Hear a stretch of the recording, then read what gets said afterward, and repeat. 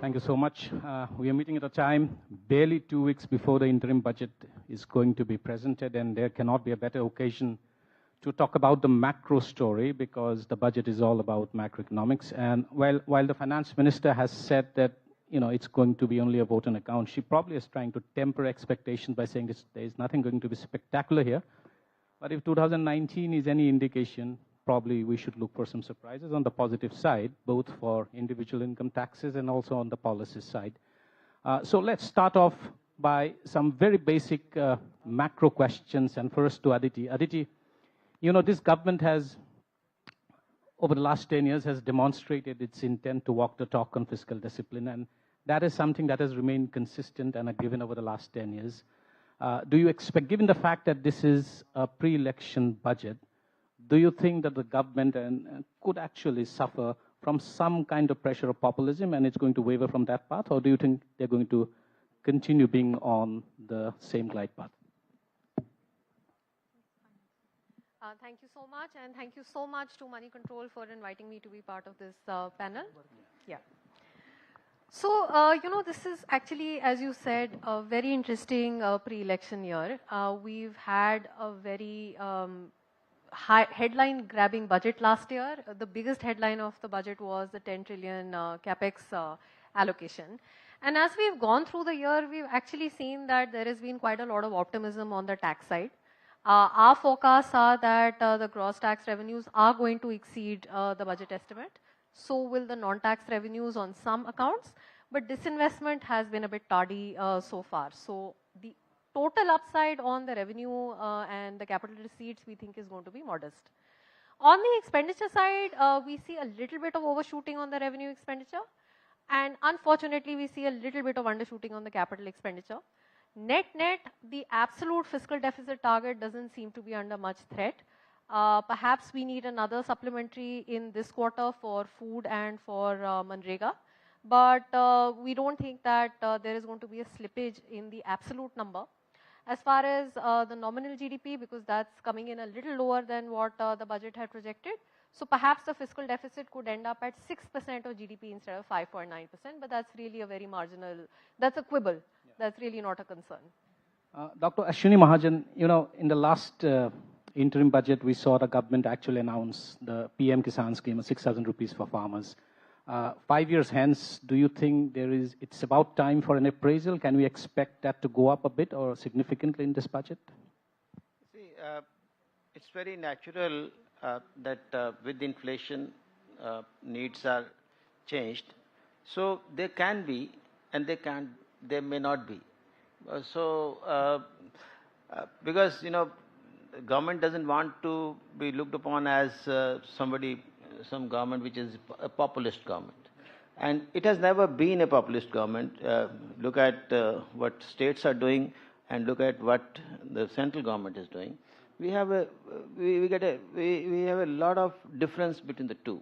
Like if the government has been spending on social sector, it is spending on making pakka houses for the poor, for Ujjwala scheme, for water being made available to all, or so all these schemes are can't be called populist schemes. And I don't see, as a student of economics, I've never seen this government going populist. So far as the numbers are concerned, I feel this year fiscal deficit is going to be less than the projected one.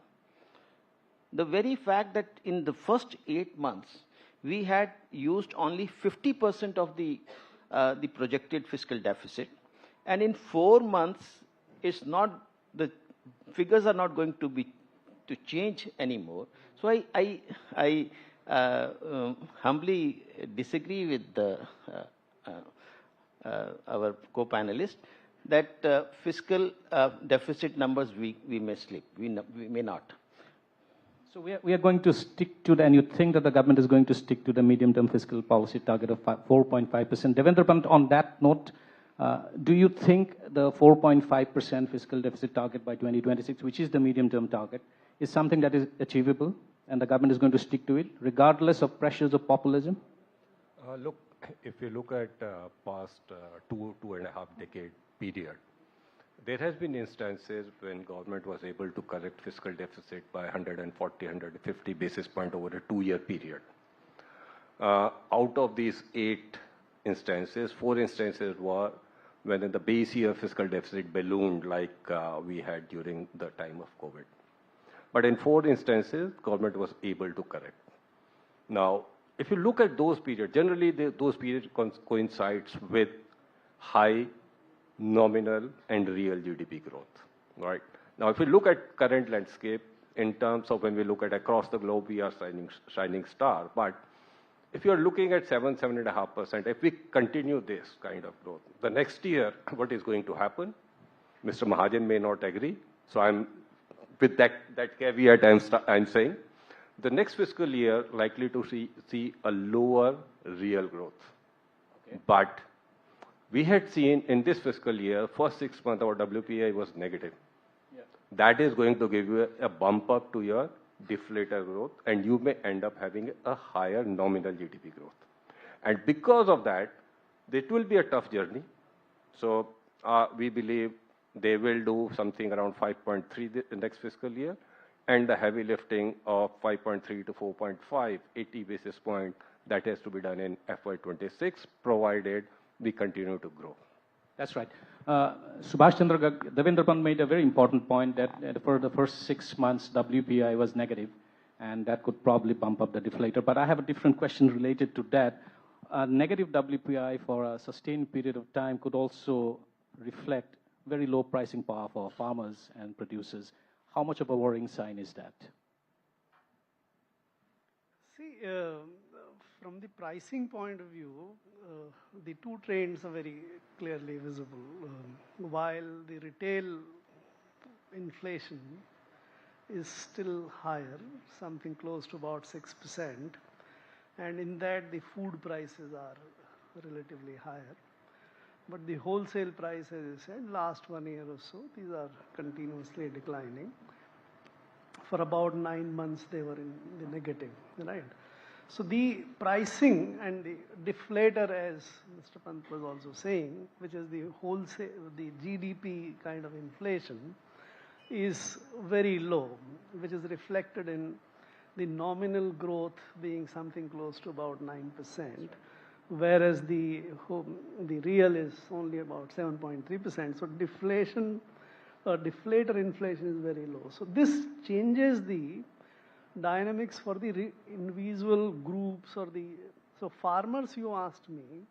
So farmers receive the prices from the inflation, food inflation if they receive. But since we took a lot of measures to curb exports, and which did not drive probably as much price increase in wheat, rice, onions, etc. So farmers probably are better off, but not as good if the free market was allowed to operate, in my judgment. But the labor, which is the bigger group, their incomes don't seem to have gone up. More profits have occurred to the businesses, the companies, etc., which is also reflected in higher income taxes, the higher corporate taxes as well. So the businesses are having good time. The labor, to my mind, is not having that good time, and farmers just so-so. That's right. Aditi, you know, the 2 big numbers, the 2 big recent numbers in the macro space has been the growth projections for this year, FY24, and also what recently, I think as recent as yesterday, what the RBI governor said that next year, that is FY25 growth could be around 7% or so. Are you as bullish? So, I don't like to use the word bullish. I am generally very optimistic on the Indian economy, but my growth forecast for this year and next year are slightly more tempered. For FY24, we're looking at a real GDP growth of 6.5%. And for next year, a lot will depend on the monsoon. In particular, this year, some of the growth outcomes are getting depressed, especially for the second half of the year, because we had a particularly uneven monsoon, and the fallout of that is being seen in a lot of the agri-related indicators. So, unfortunately, economists like myself and Devendra Pant, every April we get onto monsoon watch, and that's going to be really important next year as well. But we are right now looking at a GDP growth in the range of around 6.2% in FY25. If we have a well-distributed monsoon, this can certainly go up. If geopolitical tensions ease and commodity prices stay range-bound, then also it could go up. So as the minister was talking earlier, the interplay of what happens with geopolitical tensions on both demand and commodity prices is quite impactful on the margin as far as Indian growth is concerned. If we have low demand with low commodity prices, then net-net we still end up being a gainer because we are a huge commodity importer. But in an unfortunate situation like, let's say, the fallout of the Russia-Ukraine war, where not only demand and sentiment was depressed, but commodity prices surged for several months. So in a situation like that, we do end up seeing a negative impact on our growth. And otherwise, I would say that our demographics, down the road, of course, are very positive. But even right now, I see that there is a lot of high sentiment in many groups. I do still believe that demand is quite uneven. But there is a high propensity to spend in many urban groups, and that is something that can really drive demand going forward. Is that necessarily consistent with a stable and low inflation?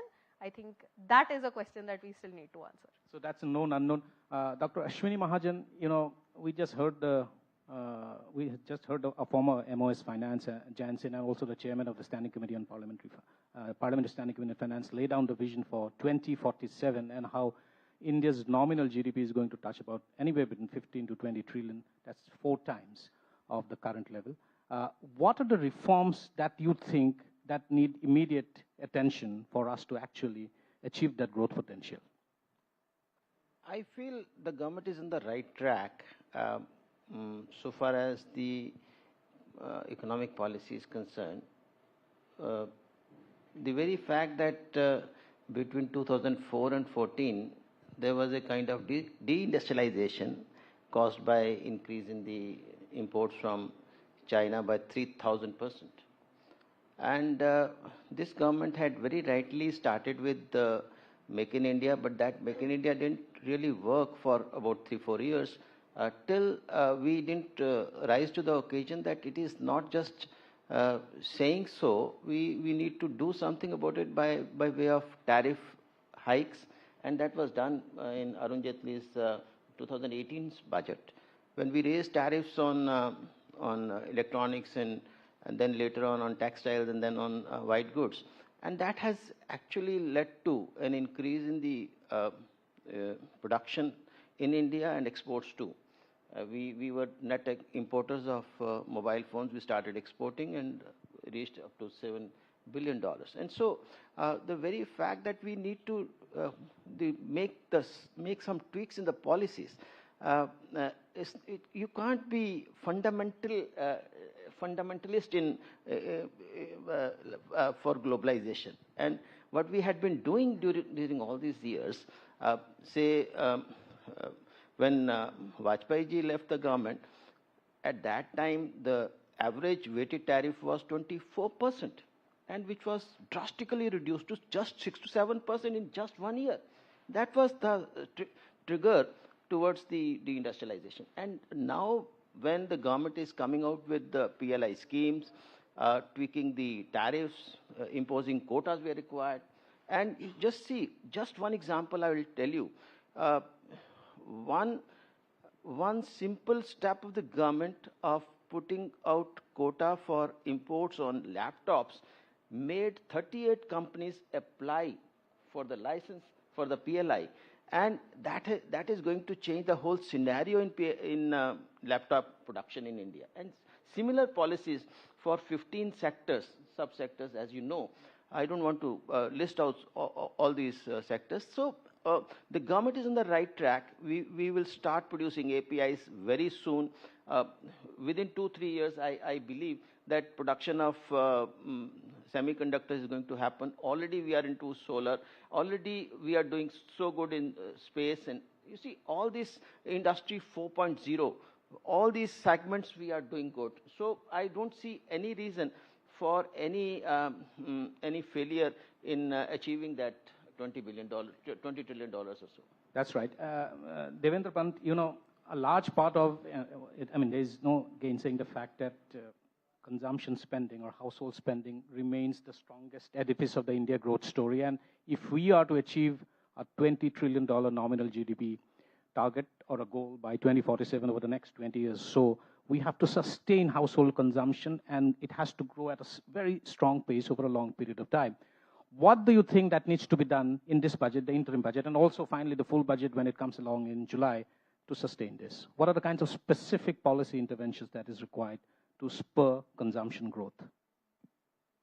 Look, when we look at consumption, it responds very strongly to real wage growth. And if you look at it, in the recent time, if you look at the corporate sector, look at the other organized sector, you see good wage growth. The moment you look at, it's again the government fixed rates or the agriculture wages, their wage growth is not keeping the same pace with the inflation. So they are either in negative territory or now they have moved slightly in the positive territory. Now what happens is, if your real wages goes up by 1 percentage point, the kind of response it gives to the economy, your consumption growth goes up by 112 basis points, and your overall GDP growth goes up by 64 basis points. The biggest risk, which was, is, and always remain, is the inflation. If you bring down inflation to 4% is the target, around that level, even without increasing the nominal wages, which reflect on the balance sheet of the corporates, you can achieve a higher growth. So what kind of policies or reform government can come out which will keep a lid on inflation growth? That will be the game changer, so to say. Absolutely. Subhash Garg, you know, we talked about fiscal deficit in the beginning, but again, let's come back to the point in a different, discuss a different aspect, which is capital expenditure. In the last budget, we saw that the government, you know, penciled in a capital expenditure of more than 13 lakh crore, and to sustain that kind of capital expenditure over a long period of time, clearly is going to put enough pressure on fiscal deficit. So government borrowings could go up. How does the government balance this? See, the CapEx story is one of the biggest USP of the government. For last 3 years, the CapEx has been increased every year by on an average 25 to 30%. And that's reflected into enormous amount of investment which is going into railways, roads, metros, etc. The high visible trophy points, and that works very well politically. It was not 13 trillion, it was 10 trillion last year. There is some substitution, we should always remember. Most of the capital expenditure earlier was used by the amounts which railways and HAIs used to borrow on their own account.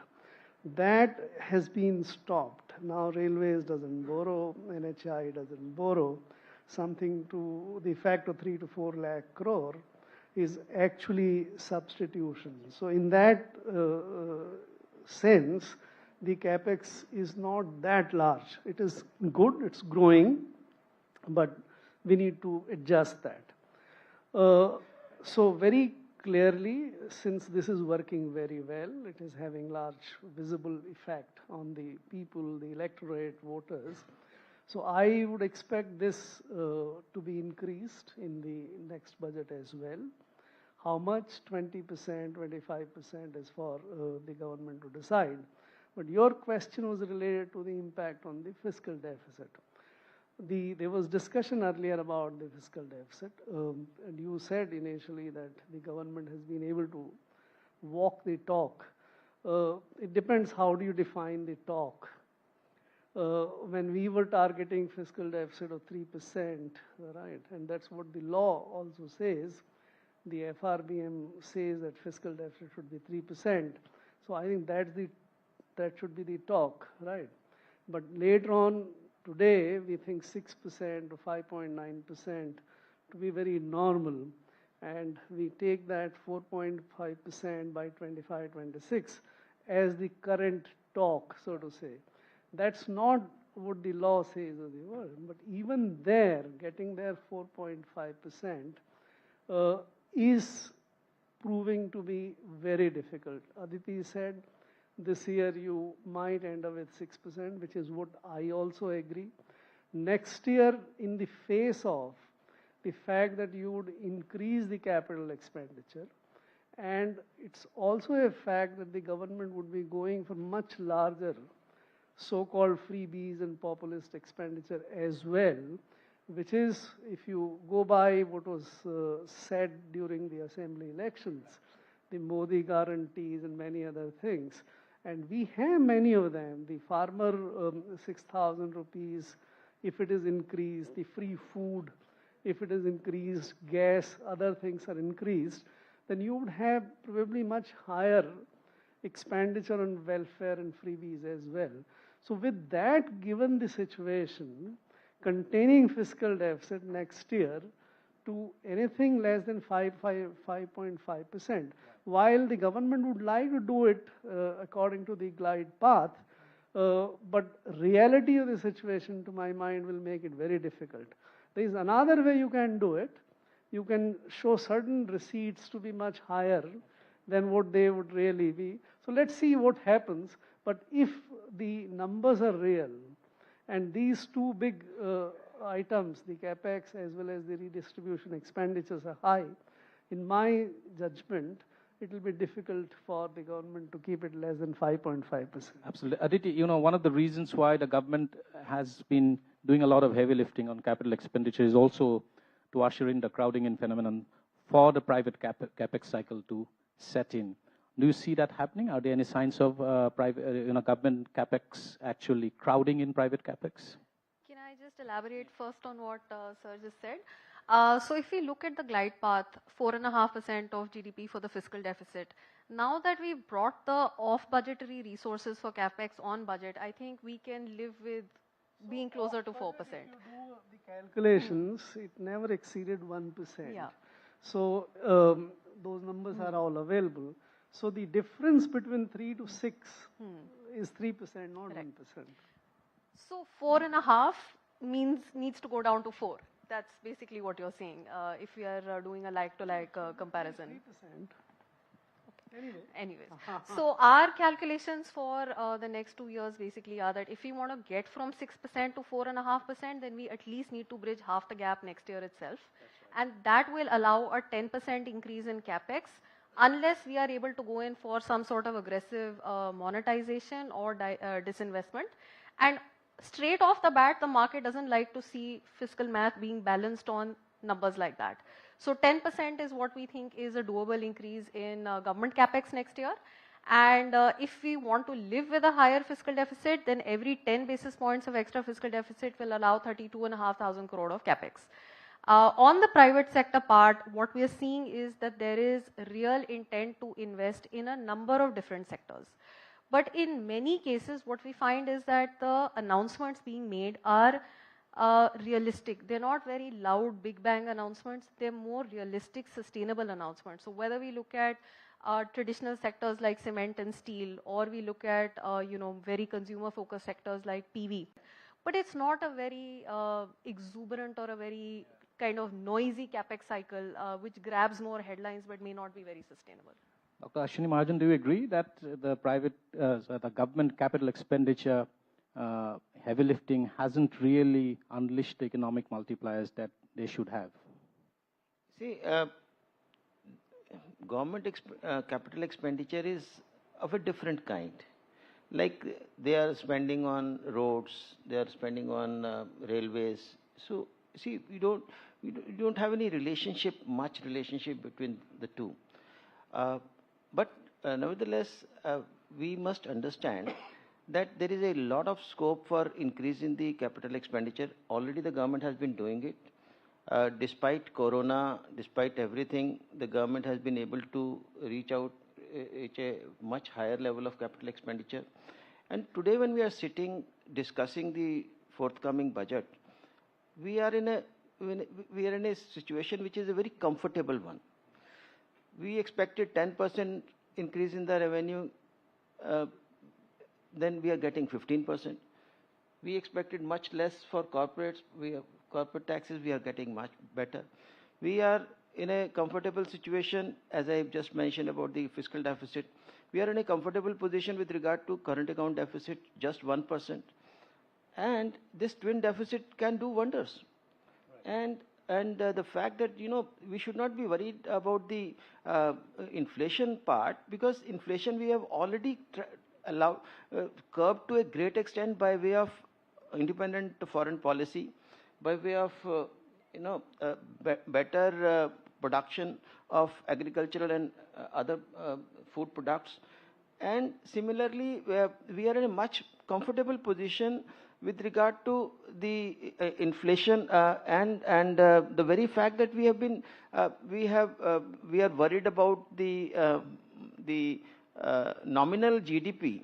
The very fact that is coming from the lower inflation, and lower inflation can do wonders about the growth. And you see, if you have lower inflation, you can reduce rate of interest. And if the whole world is worried about the high rate of interest, and if we can do this reverse, so I think we are in a very, very comfortable position, and I humbly disagree with the opinion that the next year is going to be a lower growth period. I feel growth will be higher than this year. Right.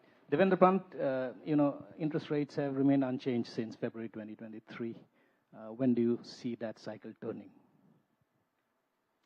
Likely to remain where they are for at least another 1 or 2 MPC committees. A couple of points. A, because if you look at what Governor has said in many conferences also, like it is not touching 4% 1 month and again going back unless they see the inflation remaining there, right? And at a time, if we are saying high repo rate, but our growth is 7+, right? It is not showing that high repo rate is affecting growth. Right. So what is happening is there's a lot of interplay, there's a lot of noise in the data, in the sense like since the COVID, every first half and second half is telling you a different picture, especially when the growth is concerned. Even if you look at 7.3 for this fiscal, the first half is around 7.7 or so, and the second half is going to be slightly less than 7%. Unless they stabilize, it is very difficult. So we believe unless RBI sees the inflation is going to be stable around 4%, I doubt whether they will budge from the present stance. Absolutely. Subhash, final question to you. The International Monetary Fund has flagged India's debt to GDP ratio, and 100% is exceeding 100% is something that the government should be worried about. The FRBM targets say that ideally it should be around 60%, 40% for the center, and 20% combined states. How much of a worrying sign is this, given the fact that 80% of our debt, government debt, is also in domestic currency? Does that act as a cushion? So this follows from the fiscal deficit discussion which we have. If you have higher fiscal deficit, both at the center, mainly at the center. By the way, states don't run higher fiscal deficit. They have continuously run lower than 3%, right? So it's primarily in the center. So if you are not able to keep it less than 8 to 9% overall, then the debt, and now with the inflation or the GDP growth remaining at about nominal, at about 8 to 9%, your debt to GDP ratio will not come down.